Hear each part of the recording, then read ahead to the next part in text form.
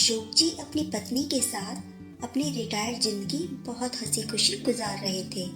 उनके तीनों बेटे अलग अलग शहरों में अपने अपने परिवारों के साथ थे। उन्होंने नियम बना रखा था, दीपावली पर तीनों बेटे सब परिवार उनके पास आते थे। वो एक सप्ताह कैसे मस्ती में बीत जाता था, कुछ पता ही नहीं चलता था। कैसे क्या हुआ, उनकी खुशियों को जैसे नजर ही लग गई। अचानक शीला जी को दिल का दौरा पड़ा। एक झटके में उनकी सारी खुशियां बिखर गईं।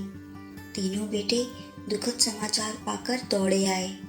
उनके सब क्रियाकर्म के बाद सब शाम को एकत्रित हो गए। बड़ी बहू ने बात उठाई, बाबूजी, अब आप यहाँ अकेले कैसे रह पाएंगे? आप हमारे साथ चलिए। नहीं बहू, अभी यहीं रहने दो, यहाँ अपनापन लगता है। बच्चों की गृहस्थी में कहते कहते वो चुप से हो गई। बड़ा पोता कुछ बोलने को हुआ, उन्होंने हाथ के इशारे से उसे चुप कर दिया। बच्चों, अब तुम लोगों की माँ हम सबको छोड़कर जा चुकी हैं। उनकी कुछ चीजें हैं, वो तुम लोग आपस में बांट लो। हमसे अब उनकी साथ संभाल नहीं हो पाएगी। कहते हुए अलमारी से कुछ निकाल कर लाए। मखमल के थैले में बहुत सुंदर चांदी का श्रृंगारदान था। एक बहुत सुंदर सोने के पट्टे वाली पुरानी रिस्ट वॉच थी। सब इतनी खूबसूरत चीजों पर लपक से पड़े। छोटा बेटा जोश में बोला, अरे ये घड़ी तो अम्मा सरिता को देना चाहती थी।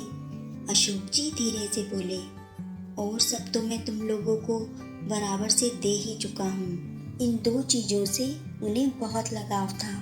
बेहद चाव से कभी कभी निकाल कर देखती थी, लेकिन अब कैसे उनकी दो चीजों को तुम तीनों में बांटूं? सब एक दूसरे का मुंह देखने लगे। तभी मंझला बेटा बड़े संकोच से बोला, ये श्रृंगारदान वो मीरा को देने की बात करती थी, पर समस्या तो बनी ही थी। वो मन में सोच रहे थे, बड़ी बहू को क्या दूं? उनके मन के भाव शायद उसने पढ़ लिए। बाबूजी, आप शायद मेरे विषय में सोच रही हैं। आप श्रृंगारदान मीरा को और रिस्ट वॉच सरिता को दे दीजिए। अम्मा भी तो यही चाहती थी। पर नंदिनी, तुझे क्या दूं, समझ में नहीं आ रहा। आपके पास एक और अनमोल चीज है, और वो अम्मा जी मुझे ही देना चाहती थी। सबके मुंह हैरानी से खुले रह गए। दोनों बहुएं तो बहुत हैरान परेशान हो गईं।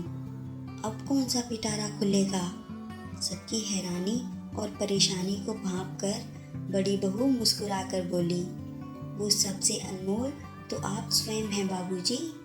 पिछली बार अम्मा जी ने मुझसे कह दिया था, मेरी बात बाबूजी की देखरेख तेरे जिम्मे। बस अब आप उनकी इच्छा का पालन करें और हमारे साथ चलें।